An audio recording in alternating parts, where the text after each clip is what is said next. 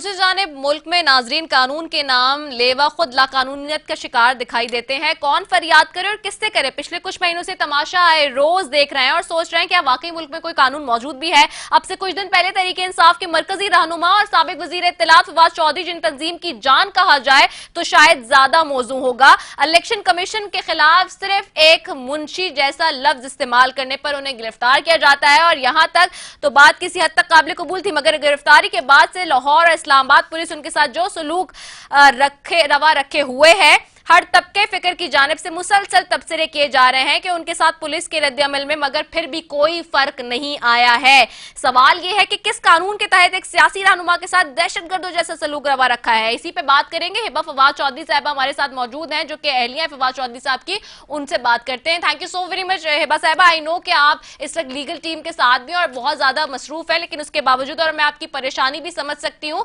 इसलिए ये पूछूंगी भी नहीं। लेकिन ये जो इस वक्त सूरत हाल बनी हुई है और आप बड़ी बड़ी दिलेरी के साथ खड़ी हुई भी हैं फवाद चौधरी साहब के साथ, बीइंग अ वाइफ, तो ये सारी सिचुएशन को आप कैसे देखती हैं? एक आम आदमी के लिए फिर कानून किस तरह से काम करेगा पाकिस्तान में जब इस तरह की शख्सियत के साथ ऐसा हो रहा है?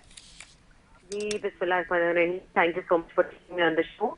आपने जैसे देखा कि यहाँ पे जिस तरह का कानून की इम्प्लीमेंटेशन हो रही है वो आपके सामने है। जिस तरीके से दहशतगर्दों की तरह फवाद चौधरी साहब को अदालत में लाया जाता है, जिस तरीके से हथकड़ियां लगाई जाती हैं, और आज मेरी उनसे कोई 8 दिन के बाद मुलाकात हुई है तो उनको बी क्लास के बजाय सी क्लास कैटेगरी जेल में रखा गया है।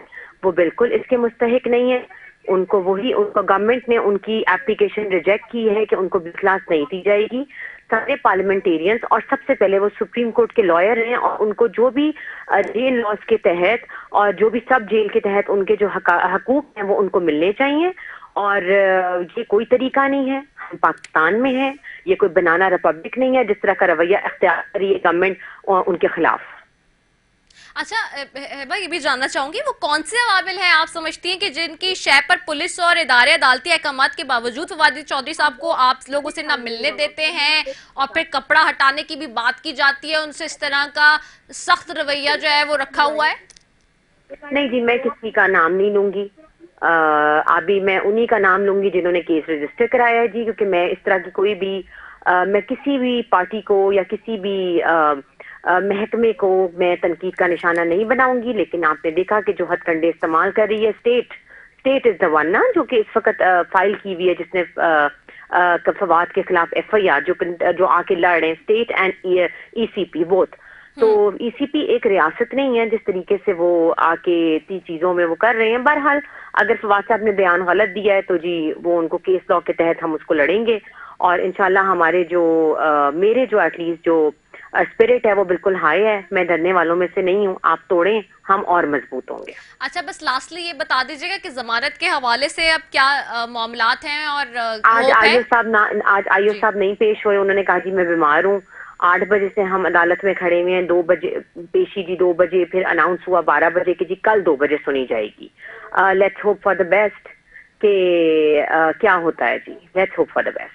और मैं आप लोगों से भी यही कहूंगी कि प्लीज दुआ गो रहें फवाद साहब और हमारे लिए कि इनके दिल में कोई रहम डाले मेरी बच्चियों के लिए। जिस तरीके का रवैया स्टेट ने अपनाया है, कोई शर्म करें और कोई हया करें। ठीक है, बहुत शुक्रिया। हिबा फवाद चौधरी साहब हमारे साथ मौजूद थी जी और कह रही थी कि जिस तरीके का रवैया और सलूक रवा रखा हुआ है वो एक इंतकामी है और उसके ऊपर शर्म करनी चाहिए हुकूमत को कि किस तरह से उन्होंने किया है। आयो साहब नहीं आए आज, वो बीमार थे, वरना जुडिशल होने के बाद जी जो जमानत की सबसे बड़ी एक उम्मीद की किरण थी वो नज़र आ रही थी सारे केस में, जो कि थोड़ी सी अब नम हो गई है। बहरहाल जी सारी सूरत हाल आपके सामने है और बार बार इसी बार पे प्रोग्राम का इख्तिताम किया जाता है और मैं बार बार ये कहती हूँ कि दुआ गो हैं। इसी हवाले से दुआ करते हैं कि मुल्क के जो हालात हैं वो बेहतर हों, क्योंकि ना माशी फ्रंट पे, ना सियासी फ्रंट पे और ना अब जो आप कहते हैं लॉ एंड ऑर्डर की सिचुएशन है उस फ्रंट पे, तीनों पे हम अनफॉर्चुनेटली एक साथ ये जो चैलेंजेस हैं वो फेस कर रहे हैं।